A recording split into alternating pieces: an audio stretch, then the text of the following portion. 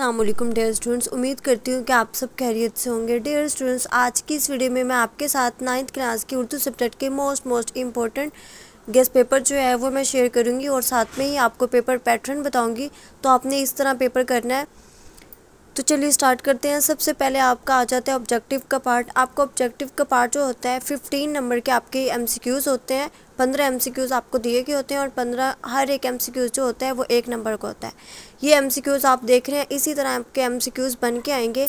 Total 15 आपके पास MCQs होंगे। ये तो था आपका ऑब्जेक्टिव पार्ट। अब आ जाते हैं सब्जेक्टिव की तरफ। सब्जेक्टिव में सबसे पहले आपको हिस्सा नज़म की तशरीह करनी होगी।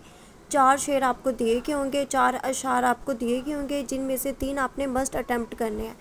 एक की चॉइस होती है, तो आपने अच्छी तरह हिस्सा नज़म के अशार जो हैं तमाम लेसन के उनको अच्छे तरीके से तैयार कर लेना है।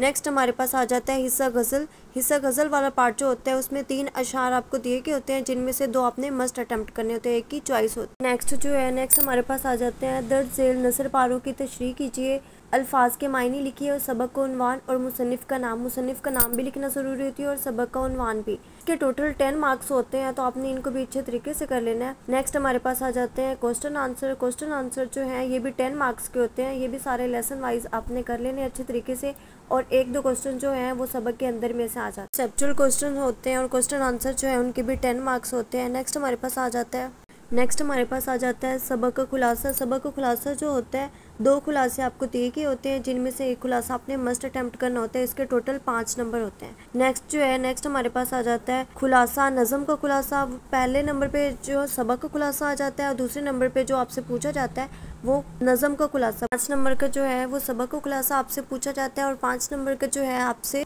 नज़म का खुलासा पूछा जाता है। नेक्स्ट हमारे पास आ जाता है खतूत और दरखास्तें।